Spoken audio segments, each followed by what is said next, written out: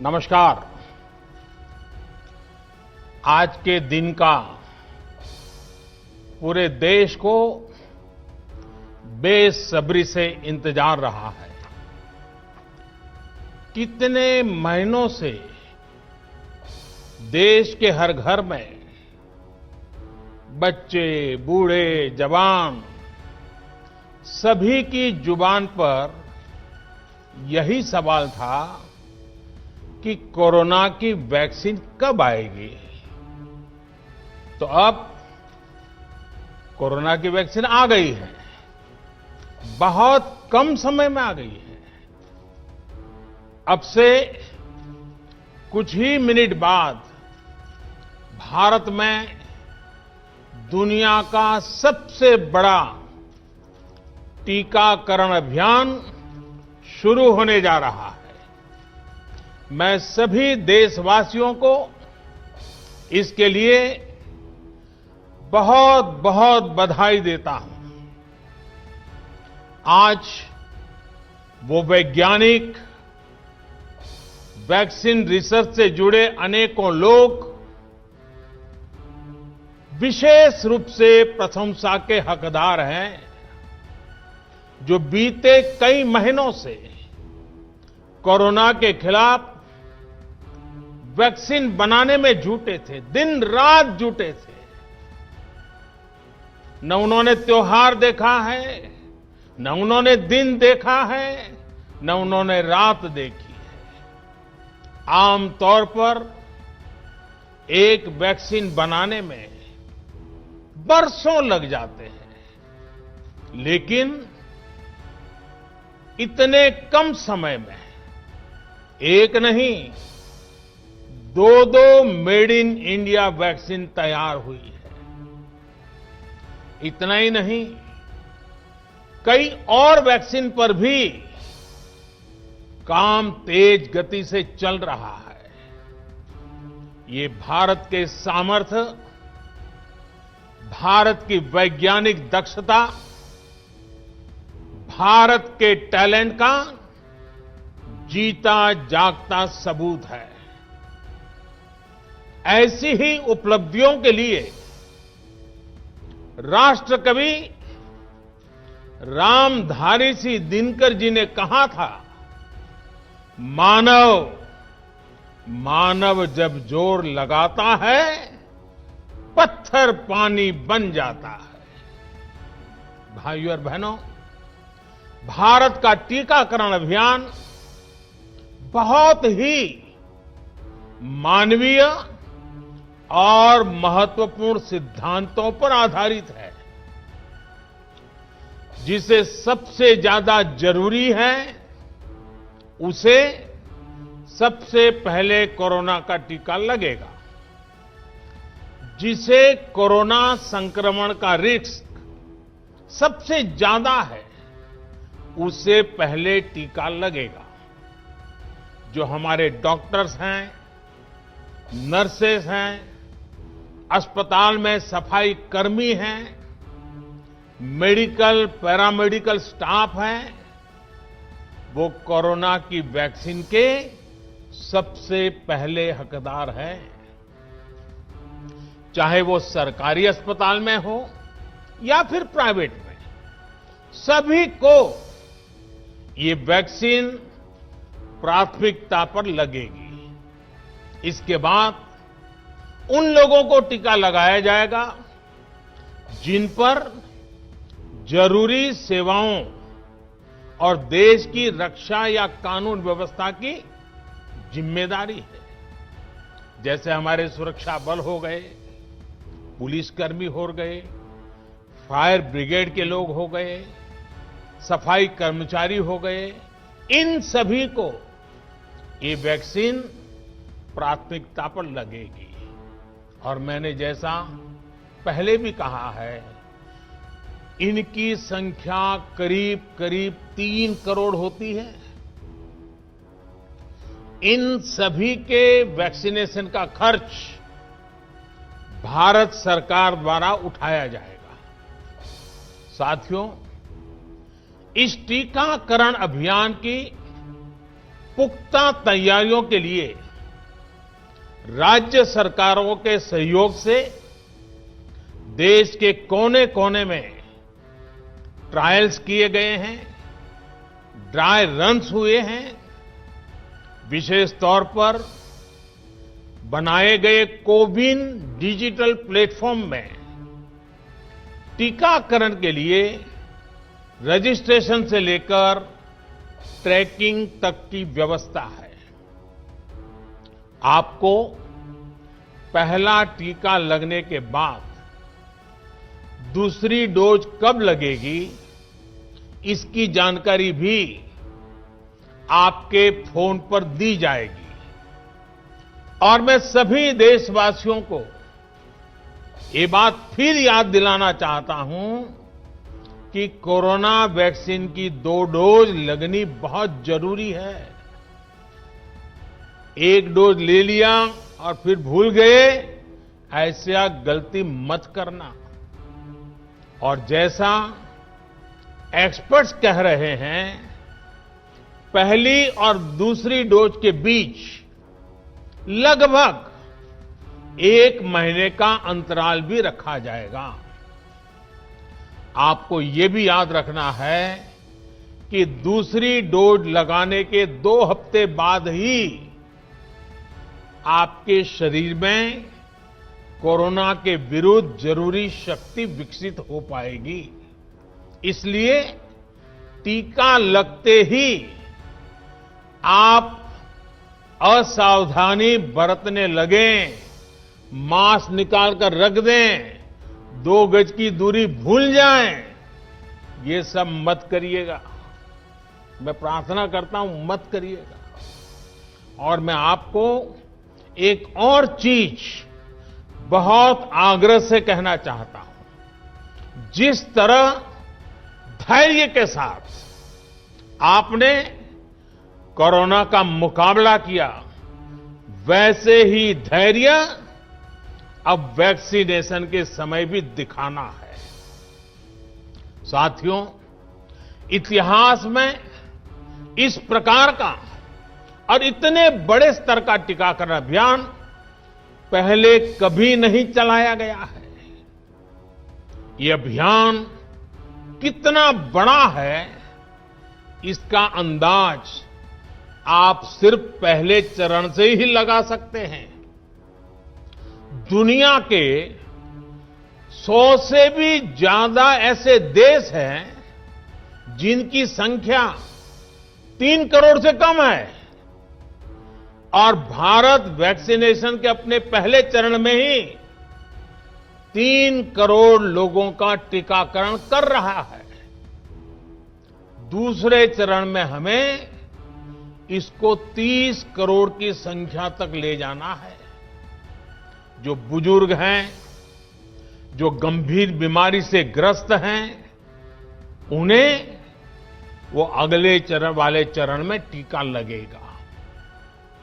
आप कल्पना कर सकते हैं, 30 करोड़ की आबादी से ऊपर के दुनिया के सिर्फ 3 ही देश हैं, खुद भारत, चीन और अमेरिका। और कोई भी देश ऐसा नहीं है जिनकी आबादी इनसे ज्यादा हो। इसलिए भारत का टीकाकरण अभियान इतना बड़ा है, और इसलिए ये अभियान भारत के सामर्थ्य को दिखाता है। और मैं देशवासियों को एक और बात कहना चाहता हूं।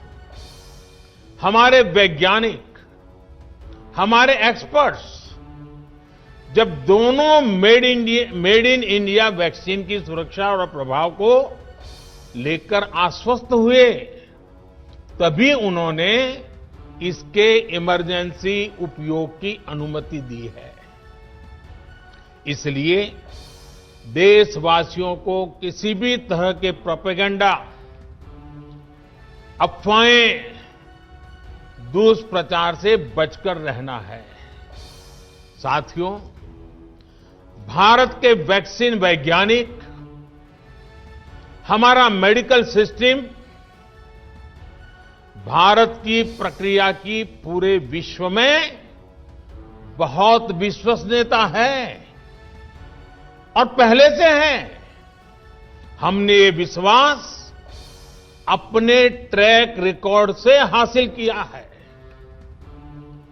मेरे प्यारे देशवासियों, हर हिंदुस्तानी इस बात का गर्व करेगा कि दुनिया भर के करीब 60% बच्चों को जो जीवन रक्षक टीके लगते हैं वो भारत में ही बनते हैं। भारत की सख्त वैज्ञानिक प्रक्रियाओं से ही होकर के गुजरते हैं। भारत के वैज्ञानिकों को और वैक्सीन से जुड़ी हमारी विशेषज्ञता पर दुनिया का ये विश्वास made in India corona vaccine में और मजबूत होने वाला है। इसकी कुछ और खास बातें हैं जो आज मैं देशवासियों को जरूर बताना चाहता हूं। ये भारतीय वैक्सीन विदेशी वैक्सीनों की तुलना में बहुत सस्ती हैं और इनका उपयोग भी उतना ही आसान है। विदेश में तो कुछ वैक्सीन ऐसी हैं जिसकी एक डोज 5,000 रुपया तक में है और जिसे -70 डिग्री तापमान में फ्रीज में रखना होता है। -70 डिग्री। वहीं भारत की वैक्सीन ऐसी तकनीक पर बनाई गई हैं जो भारत में बरसों से ट्राइड और टेस्टेड है। ये वैक्सीन स्टोरेज से लेकर ट्रांसपोर्टेशन तक भारतीय स्थितियों और परिस्थितियों के अनुकूल है। यही वैक्सीन अब भारत को कोरोना के खिलाफ लड़ाई में निर्णायक जीत दिलाएगी। साथियों, कोरोना से हमारी लड़ाई आत्मविश्वास और आत्मनिर्भरता की रही है। इस मुश्किल लड़ाई से लड़ने के लिए हम अपने आत्मविश्वास को कमजोर नहीं पड़ने देंगे। ये प्रण हर भारतीय में दिखाई दिया है। संकट कितना ही बड़ा क्यों न हो, देशवासियों ने कभी आत्मविश्वास खोया नहीं। जब भारत में कोरोना पहुंचा तब देश में कोरोना टेस्टिंग की एक ही लैब थी। हमने अपने सामर्थ्य पर विश्वास रखा और आज 2300 से ज्यादा लैब्स का नेटवर्क हमारे पास है। शुरुआत में हम mask, PPE kit, testing kits, ventilators जैसे जरूरी सामान के लिए भी विदेशों पर निर्भर थे। आज इन सभी सामानों के निर्माण में हम आत्मनिर्भर हो गए हैं और इनका निर्यात भी कर रहे हैं। आत्मविश्वास और आत्मनिर्भरता की इसी ताकत को हमें टीकाकरण के इस दौर में भी सशक्त कर रहा है। साथियों, महान तेलुगु कवि श्री गुराजाड़ा अप्पा राव ने कहा था, सौंत लाभम कौंत मानुको, सौंत लाभ कौंत मानुको, पौरु गुवाडिकी तोड़ू पाड़बोए, देश मंटे मट्टी कादोई, देश मंटे मनुष्य लोय। यानी हम दूसरों के काम आए, ये निस्वार्थ भाव हमारे भीतर रहना चाहिए। राष्ट्र सिर्फ मिट्टी, पानी, कंकड़, पत्थर से नहीं बनता, बल्कि राष्ट्र का अर्थ होता है हमारे लोग। कोरोना के विरुद्ध लड़ाई को संपूर्ण देश ने इसी भावना के साथ लड़ा है। आज जब हम बीते साल को देखते हैं तो एक व्यक्ति के रूप में, एक परिवार के रूप में, एक राष्ट्र के रूप में हमने बहुत कुछ सीखा है, बहुत कुछ देखा है, जाना है, समझा है। आज भारत जब अपना टीकाकरण अभियान शुरू कर रहा है तो मैं उन दिनों को भी याद कर रहा हूं। कोरोना संकट का वो दौर जब हर कोई चाहता क्या कि कुछ करें, लेकिन उसको उतने रास्ते नहीं सूझते थे। सामान्य तौर पर बीमारी में पूरा परिवार बीमार व्यक्ति की देखभाल के लिए जुट जाता है, लेकिन इस बीमारी ने तो बीमार को ही अकेला कर दिया। अनेकों जगह पर छोटे छोटे बीमार बच्चों को मां से दूर रहना पड़ा। मां परेशान रहती थी, मां रोती थी, लेकिन चाहकर भी कुछ कर नहीं पाती थी। बच्चे को अपनी गोद में नहीं ले पाती थी। कहीं बुजुर्ग पिता अस्पताल में अकेले अपनी बीमारी से संघर्ष करने को मजबूर थे। संतान चाहकर भी उसके पास नहीं जा पाती थी। जो हमें छोड़कर चले गए, उनको परंपरा के मुताबिक वो विदाई भी नहीं मिल सकी जिसके वो हकदार थे।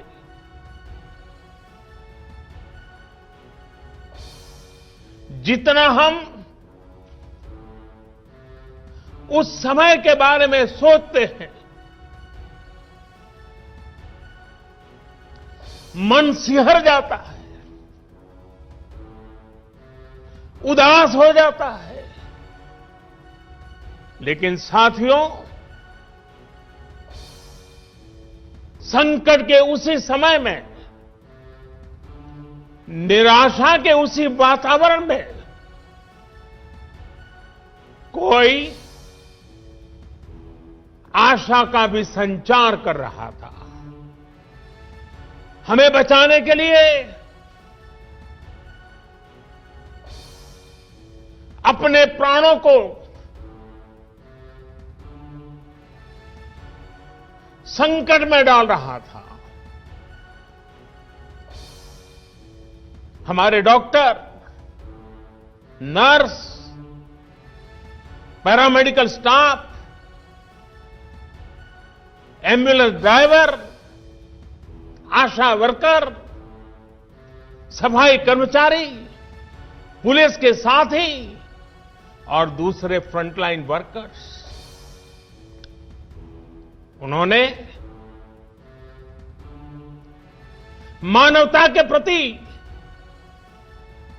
अपने दायित्व को प्राथमिकता दी। इनमें से अधिकांश तब अपने बच्चों, अपने परिवार से दूर रहे, कई कई दिन तक घर नहीं गए।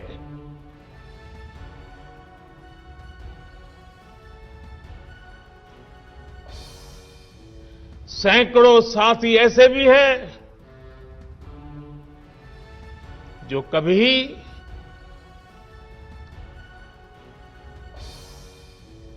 घर वापस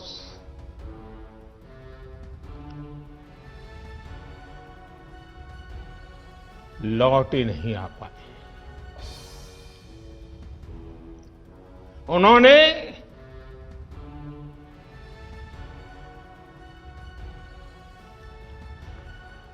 एक एक जीवन को बचाने के लिए अपना जीवन आहुत कर दिया। इसलिए आज कोरोना का पहला टीका स्वास्थ्य सेवा से जुड़े लोगों को लगाकर एक तरह से समाज अपना ऋण चुका रहा है। ये टीका उन सभी साथियों के प्रति कृतज्ञ राष्ट्र की आदरांजलि भी है। भाइयों और बहनों, मानव इतिहास में अनेक विपदाएं आई, महामारियां आई, भीषण युद्ध हुए, लेकिन कोरोना जैसी चुनौती की किसी ने कल्पना नहीं की थी। ये एक ऐसी महामारी थी जिसका अनुभव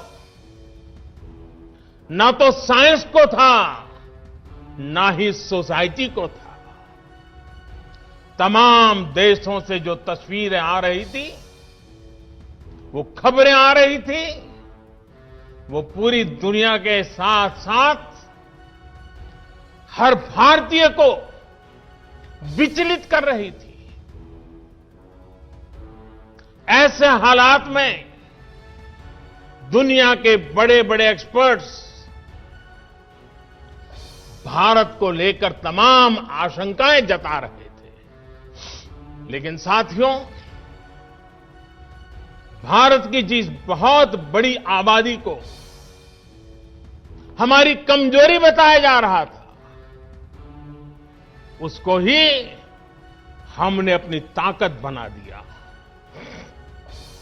भारत ने संवेदनशीलता और सहभागिता को लड़ाई का आधार बनाया। भारत ने 24 घंटे सतर्क रहते हुए, हर घटनाक्रम पर नजर रखते हुए सही समय पर सही फैसले लिए। 30 जनवरी को भारत में कोरोना का पहला मामला मिला, लेकिन इसके 2 सप्ताह से भी पहले भारत एक हाई लेवल कमिटी बना चुका था। पिछले साल आज का ही दिन था जब हमने बाकायदा सर्वेलांस शुरू कर दिया था। 17 जनवरी 2020 वो तारीख थी जब भारत ने अपनी पहली एडवाइजरी जारी कर दी थी। भारत दुनिया के उन पहले देशों में से था जिसने अपने एयरपोर्ट्स पर यात्रियों की स्क्रीनिंग शुरू कर दी थी। साथियों, कोरोना के खिलाफ लड़ाई में भारत ने जैसी इच्छा शक्ति दिखाई है, जो साहस दिखाया है, जो सामूहिक शक्ति का परिचय करवाया है, वो आने वाली अनेक पीढ़ियों के लिए प्रेरणा का काम करेगा। याद कीजिए, जनता कर्फ्यू कोरोना के विरुद्ध हमारे समाज के संयम और अनुशासन का भी परीक्षण था, जिसमें हर देशवासी सफल हुआ। जनता कर्फ्यू ने देश को मनोवैज्ञानिक रूप से लॉकडाउन के लिए तैयार किया। हमने ताली, थाली और दिया जलाकर देश के आत्मविश्वास को ऊंचा रखा। साथियों, कोरोना जैसे अनजान दुश्मन जिसके एक्शन रिएक्शन को बड़े बड़े सामर्थ्यवान देश नहीं भांप पा रहे थे, उसके संक्रमण को रोकने का सबसे प्रभावी तरीका ही यही था कि जो जहां है वो वहीं रहे। इसलिए देश में लॉकडाउन का फैसला भी किया गया। यह निर्णय आसान नहीं था, इतनी बड़ी आबादी को घर के अंदर रखना असंभव है, इसका हमें एहसास था। और यहां तो देश में सब कुछ बंद होने जा रहा था, लॉकडाउन होने जा रहा था। इसका लोगों की रोजी रोटी पर क्या प्रभाव पड़ेगा, अर्थव्यवस्था पर क्या प्रभाव पड़ेगा, इसका आकलन भी हमारे सामने था। लेकिन देश ने जान है तो जहान है के मंत्र पर चलते हुए प्रत्येक भारतीय का जीवन बचाने को सर्वोच्च प्राथमिकता दी। और हम सभी ने ये देखा है कि कैसे तुरंत ही पूरा देश, पूरा समाज इस भावना के साथ खड़ा हो गया। अनेकों बार छोटी छोटी लेकिन महत्वपूर्ण चीजों की जानकारी देने के लिए मैंने भी अनेक बार देशवासियों के साथ सीधा संवाद किया। एक तरफ जहां गरीबों को मुफ्त भोजन की व्यवस्था की गई, तो वहीं दूध, सब्जी, राशन, गैस, दवा ऐसी जरूरी चीजों की सुचारू आपूर्ति सुनिश्चित की गई। देश में व्यवस्थाएं ठीक से चलें, इसके लिए गृह मंत्रालय ने 24/7 कंट्रोल रूम शुरू किया, जिस पर हजारों कॉल्स का जवाब दिया गया, लोगों को समाधान दिया गया। साथियों, कोरोना के विरुद्ध इस लड़ाई में हमने कदम कदम पर दुनिया के सामने उदाहरण प्रस्तुत किया है।